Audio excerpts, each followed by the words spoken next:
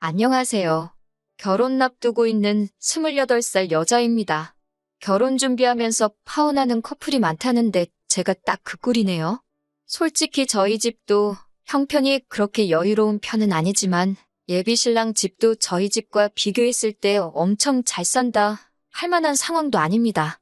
그 사실을 알기에 결혼하면서 저나 예비신랑 두 사람 모두 월세고에 살지언정 부모님 도움 없이 각자 모아놓은 돈 안에서 해결하자고 정했고요. 저나 남자친구나 둘 다 회사 다니는 직장인입니다. 결혼 후에 두 사람 벌이 합치면 한 달에 450만 원 조금 넘게 모여요. 남자친구와는 동갑내기 커플이고 남자친구는 군대 다녀온 기간도 있고 한데다가 취직도 늦은 편이라서 아직 직급이 낮아 월급이 많이 낮은 편입니다.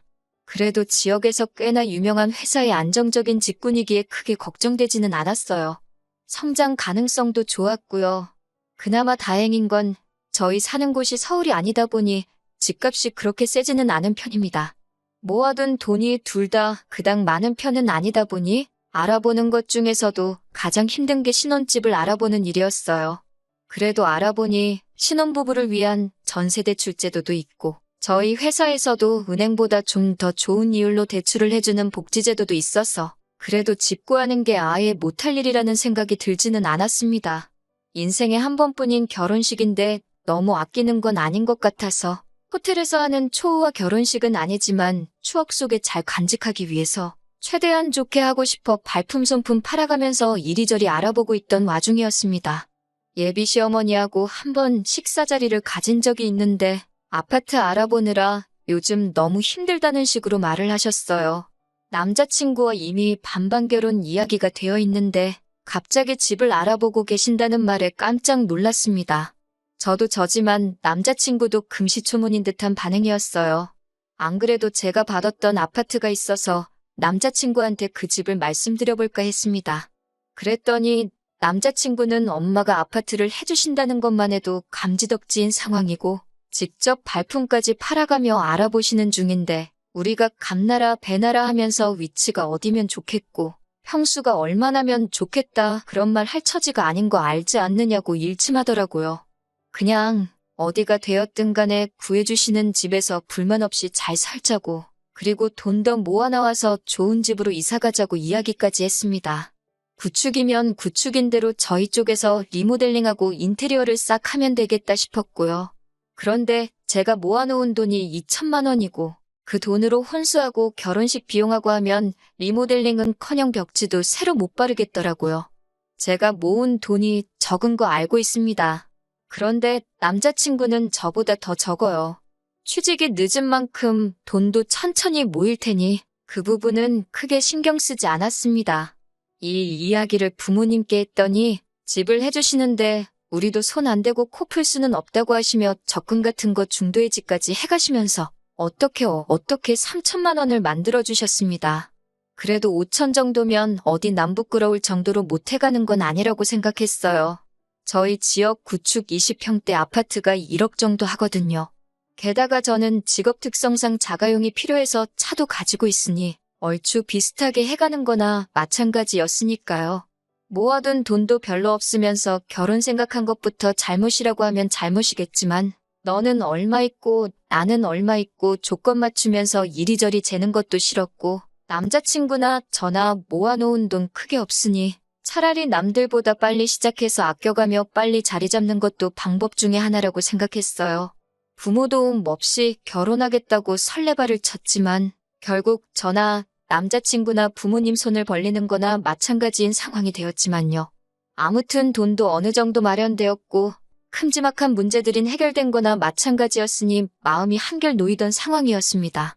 시어머니와 또 한 번 식사 자리를 갖기로 해서 그때 다시 한번 자세한 이야기를 해보려고 했어요. 사실 집이라는 게 당장 돈도 중요하긴 하지만 앞으로 얼마나 그 집에서 살아야 할지도 모르고 한 푼 두 푼 쓰는 게 아니기 때문에 위치적인 부분도 고려해야 하고 투자 가치가 있는지도 고려해야 하잖아요. 그런데 도통 남자친구 어머니 쪽에서 집을 알아보고만 있다고 하시지 그 내용을 남자친구한테 말해주시는 것도 아니고 비밀로만 하고 계시니 조금 자세하게 이야기를 나누어 봐야겠다고 생각했거든요. 식사 자리에서 타이밍 봐서 어머님께 집 알아보시는 건 어떻게 되어 가시냐 물었습니다. 말을 안 해주시는 게 별다른 이유가 있을 수도 있겠다 싶어서 물어보는데도 조심스러울 수밖에 없었지요. 그런데 어머님께서는 집은 이미 계약했고 몇 달 뒤에 잔금만 치르면 된다고 대수롭지 않게 대답하셨어요. 이렇게 쉬울 건 뭐 어려운 이야기라고 그동안 꺼내지 못했나 싶었습니다. 집 구해주시는 거 정말 뼈에 사무칠 정도로 감사한 일이지만 그래도 계약 전에 왜 저희한테 한 번도 말씀을 안 해주셨는지 그 집을 보여주지 않으셨는지 궁금했습니다. 이왕 대답해주신 거 궁금했던 건 다 물어봐야겠다는 생각이 들더라고요. 저나 남자친구나 둘 다 직장 다니는 회사원이고 그러니 출퇴근 거리도 생각해봐야 했어서 가장 궁금했던 걸 먼저 물어보기로 했습니다. 어디 아파트를 구하셨는지 말이죠. 어머님이 대답해주신 아파트는 남자친구나 저 다니는 회사에서 엄청나게 멀리 떨어져 있는 곳에 위치한 곳이었습니다. 심지어 주변에 마땅한 대중교통도 없는 걸로 알고 있고 주변 또한 많이 낙후되어 있는 아파트였어요. 저희가 모르는 재개발 호재라든지 투자 정보가 있는가 싶어서 아파트에 대해 자세하게 물어봤습니다. 34평 아파트이고 시세는 2억 5천 정도 된다고 하시더라고요. 아버님이 은퇴하시고 따로 직장도 없으시고 어머님 혼자 식당일 하시면서 외벌이를 하시는 상황이었는데 모아둔 돈 조금에 30년 만기로 대출을 풀로 땡기셨다고 하시는데 그럼 대충 계산해도 이자만 한 달에 돈 100만 원씩은 나가겠다는 계산이 서더라고요. 어머님 혼자 벌이로는 대출금 내고 나면 생활비 감당도 안 되시는 거 아닌가 하는 생각이 들고 그때부터 점점 안 좋은 촉이 들기 시작했어요. 사실 남자친구와 제가 다니는 회사 근처에도 신혼부부 살만한 작은 평수 아파트가 훨씬 더 좋은 가격으로 나와 있는 매물이 많았거든요.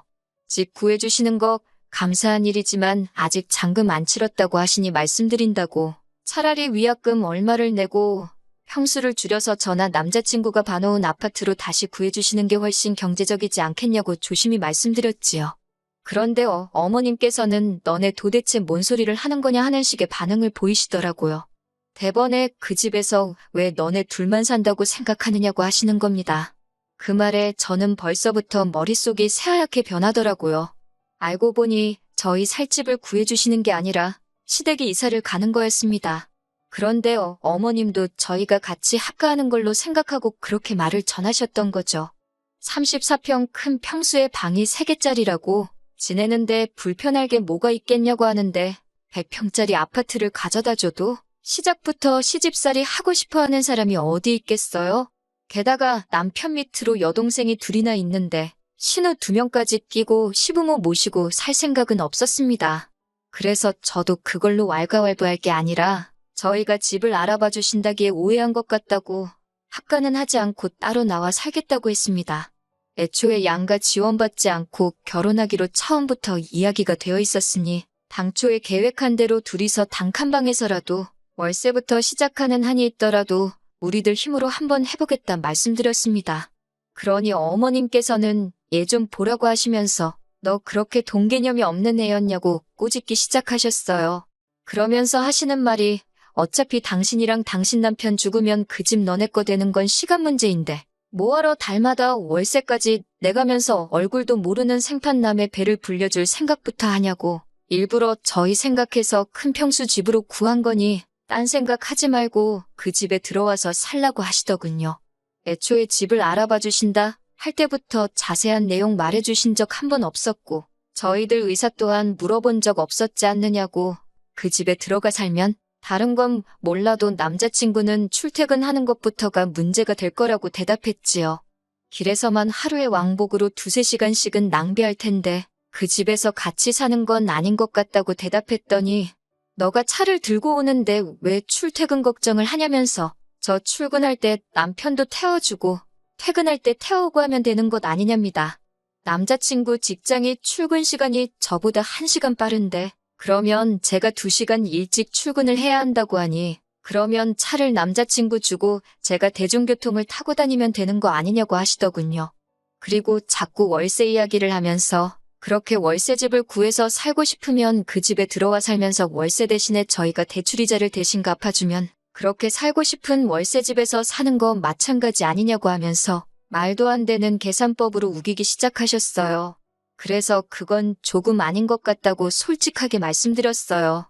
지금 당장 정할 문제는 아닌 것 같다고. 저도 저희 부모님한테 빌려놓은 돈이 있으니 좀 더 이야기해보고 대답해드리겠다고 답변을 피했습니다. 그런데 남자친구가 그날 어머니한테 무슨 말을 더 들은 건지 며칠 뒤부터 자꾸 지 엄마 말이 틀린 게 없다면서 저를 설득하려고 하더라고요. 월세는 버리는 돈이나 마찬가지인데 왜 자꾸 월세집에서 살고 싶어 하느냐고. 우리가 대출금을 대신 갚는 것 같지만 결국에는 그 집이 우리 집이 되는 거 아니냐고 하더라고요. 세상에 이런 멍청이가 다 있나 싶었습니다. 그 대출금을 우리가 대신 갚으면 애초에 우리끼리 대출받아서 신혼집 구하고 대출금 갚아나가면서 살면 되는 거 아니냐고. 월세 이야기를 꺼낸 건 어차피 대출이 많이 나오지 않을 거고 집값이 요즘 내려가는 분위기니까 더 좋은 조건이 나올 때까지 돈을 쥐고 있으려고 그러는 거라 설명했죠. 그리고 그 집이 너 혼자 물려받는다는 보장이 있냐고.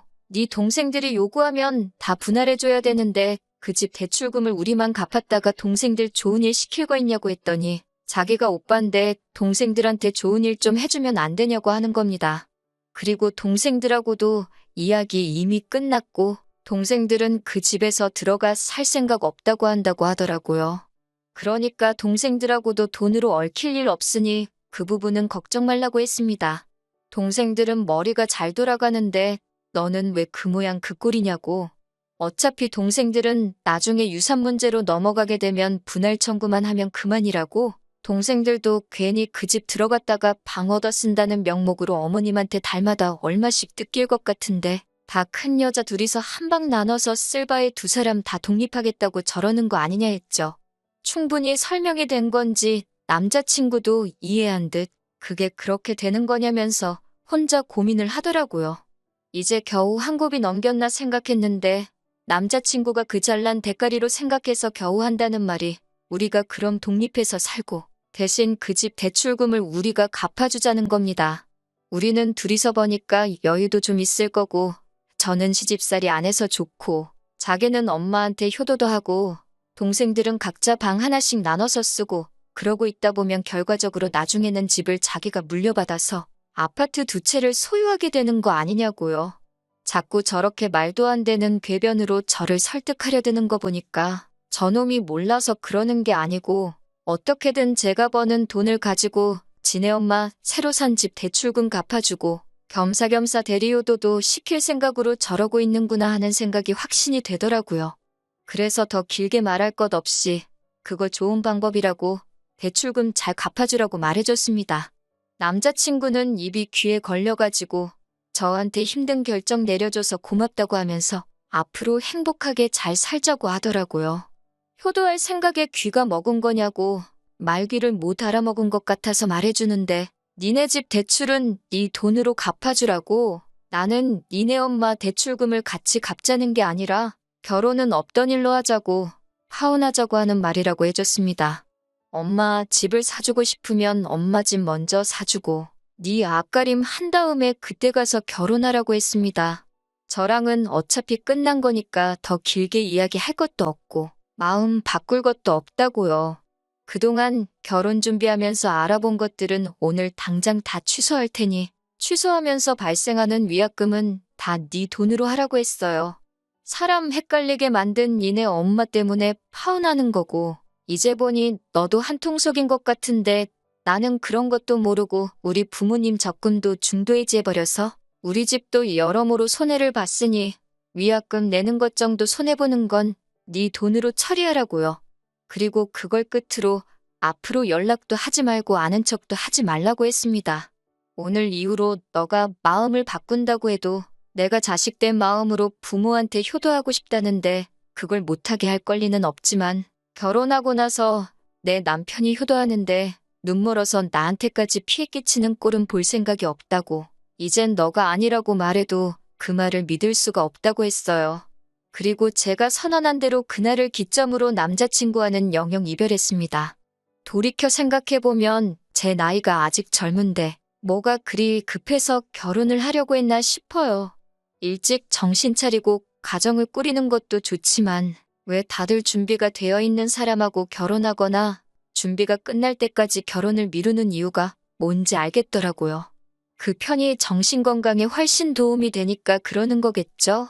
돈 모으는 건 제가 하기 나름이란 것도 배웠어요. 그래서 한동안은 제 스스로가 앞가림 할 만큼의 돈을 모을 때까진 결혼 같은 건 생각도 하지 않고 혼자서 지낼 생각입니다. 오히려 이렇게 다 털어놓고 나니 심적인 여유도 생기고 정말 좋은 결정 내린 것 같아 후련하네요. 남자친구 보니까 기어이 엄마 따라 그 집으로 이사 가가지고 면허도 없는 놈이 대중교통 타고 출근한다고 하루에 3시간씩 출퇴근하는데 버리고 있는 꼴을 보니까 아마 그 자식은 지 엄마 품에서 벗어날 때까지는 그렇게 손해만 보면서 살게 될 것 같네요. 제 말만 잘 들었어도 그 꼴은 보지 않았을 텐데 싶은 미련도 없습니다. 이젠 그런 남편감은 제 쪽에서 사절하려고요.